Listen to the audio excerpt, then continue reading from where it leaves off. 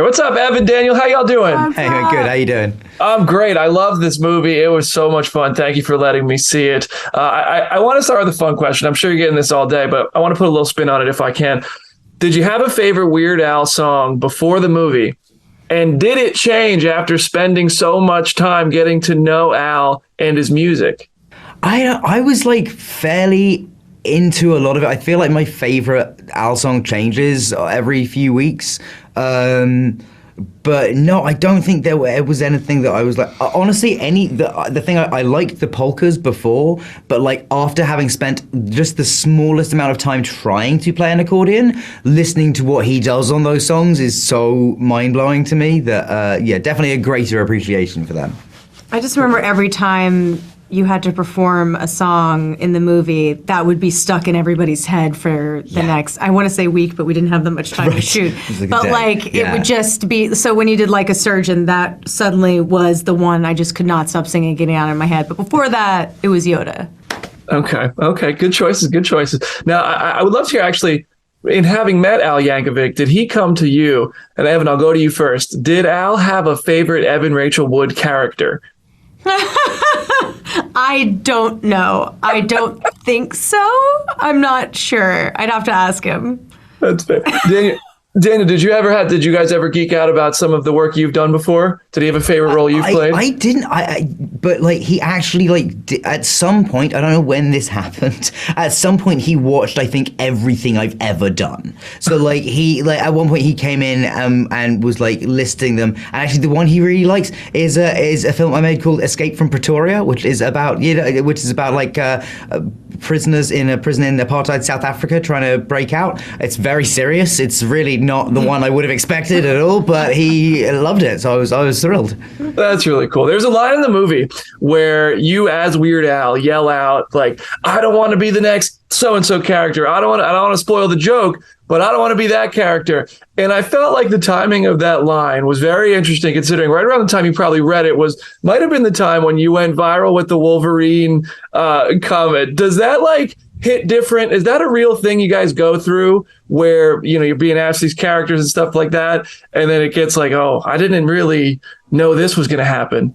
It's not like, with the Wolverine thing, it's just something that I mistakenly, like, I'll be very honest and just be like, that's not a thing and that's not happening. And then every so often I'll be bored of answering like that. And I'll be like, come on and get me, Marvel. And I'll be like, that was a dumb thing to say. Why do I ever say that? And then it sort of resurfaces for a bit. But yeah, it's not something that I'm like, I'm not annoyed by it in the way that Al is annoyed by it in the movie, like at all. I don't like flip my lid every time. Yeah, I feel like that one's mostly gone away at the moment, which is sure. Yeah, I personally think Hugh Jackman saw that and was like, I got to go back. I can't give it up. He's coming back. I don't think that's what it was. Evan, I would love to hear from you. I mean, taking on the role of Madonna, was there ever a moment when you read something or you were performing something and you were like, what if she sees this part? All of it. Yeah. Like the second I opened my mouth, she's so iconic. It's just not something you want to mess up even in a comedy. And so I told Eric, the director, when I was sent the script and they cast me, I was like, I want you to know that I'm going to give you my best Madonna. Like, I'm fully committing to this. I'm doing my research, and I'm going to make it as good as I can in this setting. It was also less pressure because the wheels fly off and we get to sort of be very heightened, versions of these people, and it's not really true. So that helped. But no, I took it very serious. This movie was a blast, so I just want to start there by giving you some love for this role. It was such a lot of fun. They came up with an awesome script, and the tone was just pitch perfect. Got to see it with an audience the other night, and that was really fun. Nice, dude. Yeah, it's a ton of fun. Before I talk about this, actually, I want to acknowledge something that I think is amazing that you just accomplished this week. You're officially, I think for the first time, a Lego minifigure. What? I had no idea. They made an Office Lego set, and Dwight is in it, and you're a Lego minifigure now. Oh my God! I've made it. I truly made it. Oh my God, I would have brought one. I would have given it to you over virtually, Screw the Funko Pops. Lego is where it's at. I'm saying that's amazing. I mean, I just think that's so cool. Does it ever sink in? Like, I know you're going to Comic-Con with this one. Like, is there? I know there's all sorts of figures and collectibles of characters you've played. Has there ever been one that you're just like, wow, that's me. That's unbelievable. That really stands out in your memory? Well, my very first kind of lead role in a movie, I had done some smaller roles in movies, was in House of a Thousand Corpses by Rob Zombie. And I played a character that gets brutally slaughtered in the first half of the movie and then later gets his body sewn onto a giant fish's tail by the villain. And he pulls the sheet off of me and he's painting me and he says, "Behold, Fish Boy." And he's turned me into kind of a merman.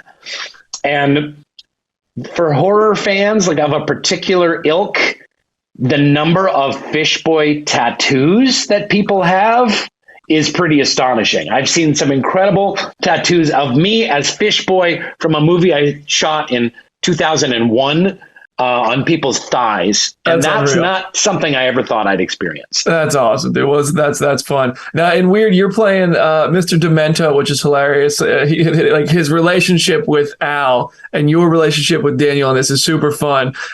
You looked him dead in the face and you said Dementor. Does it ever like that's got to be a Harry Potter joke, right? Do you guys ever kind of have some giggles and improvise stuff like that on set? Yeah, Weird is a strange tale because we definitely, all the actors improvised, but the script was so good and it's so tight and so lean and it's so kind of focused on story. It's not a crazy screwball comedy. Like it takes itself, even though the situation is absurd, it takes itself quite seriously. And Eric Appel, the director and co-writer, he really focused on that. So it was tricky. There was a lot of improvisation that's on the cutting room floor because it needed to kind of stay focused on this, essentially a really serious send up of biopics. Oh yeah, Eric's been doing this for a minute, and he's always good at it. I love it. Do you have going into the movie? Did you have a favorite Weird Al song? And in spending so much time listening to them on repeat, I assume while making this, did your favorite song from Al change over in that time? I'll never forget hearing Another One Rides the Bus on Dr. Demento in 1982. And a friend of mine had recorded it off the radio onto cassettes, as people were wont to do at the time, and brought it into the lunchroom, and we would play it over and over again. And we just couldn't believe how funny and silly and goofy it was.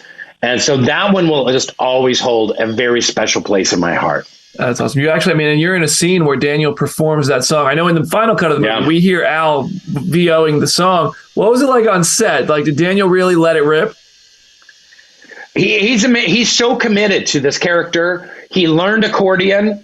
He learned all the songs. He sang along. He gave it everything. And I just love that about him. And you couldn't have done it any other way. It's really fantastic. And as you guys gear up to go over to Comic-Con, I don't think this is your first time at Comic-Con. Are you a geek at all? Is there anything that you see, you're like, oh, I hope I get to see a peek of that. Maybe snag up this collectible, something like that really your geek side?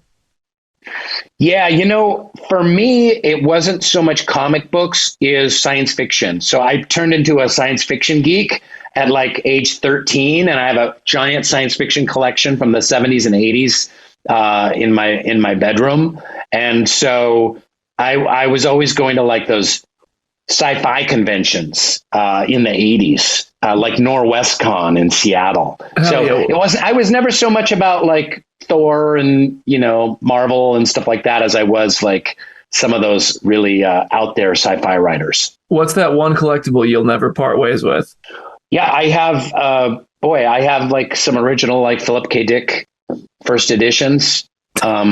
So that's awesome. That's awesome. Those will be buried with me. Oh man, that's awesome, dude. Well, it's an absolute pleasure to speak with you. I'm a huge fan, and thank you so much for the time. Weird was awesome. You were great in it. Congratulations. Enjoy the ride, man. The movie's hilarious, dude.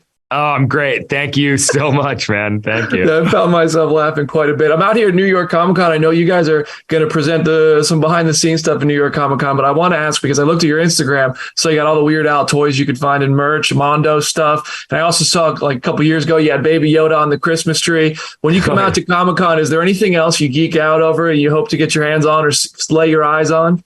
I mean, I sort of, I love all these indie artists, especially the ones that, do alt posters. I really like Mondo type stuff, alt posters for 80s movies, things I grew up loving. My daughter and I are really into Demon Slayer. Nice. So if there's any anime stuff here, at Comic Con, I'll be looking to pick up some Demon Slayer stuff for her and bring it home. You guys are gonna be happy. Anime basically took over New York Comic Con this year. It's crazy. Wait till you see it. Now, awesome. You diving into the story of Al Yankovic is hilarious in this, and what you do with it is great. I want to hear, before you did this, did you have a favorite Weird Al song, and did it change after spending so much time exploring this man, this legend? I always say my favorite song, my favorite Weird Al song, little bit of a deep cut. It's the White Stuff, which is the New Kids on the Block parody about Oreo cookies from Off the Deep End, which was like the album I got when I was in 6th grade. That was like that's like the prime get into Weird Al age for a kid, I think. Yeah. And I was just so obsessed with it. And so that was that's always held a special place in my heart. As far as like in the movie, I mean, God, I heard the song so many times. I know them better than I've ever, than I ever knew them before. But I will say the coolest thing for me was, Al recorded all new versions of these songs, specifically for the movie. That's so I got awesome. to like go in the studio with him and his band and, listen to them record these songs and give notes on one specific one. There's like that Doors like moment in the movie, which was just insane. I just have some notes. Al. Here, or like Al sending me, the craziest was like him emailing me the mixes of like these new songs. And he was like, "You're the first person to hear these." And I was like sitting on the couch with my wife and I'm like, I like willed these songs into existence. Like I'm the first person hearing these new Weird Al tracks. Good work. It's good insane. Work. Now, actually, I also want to flip that question. Did Al come to you and have a favorite project of yours that he like geeked out over talking to you about? Oh, wow.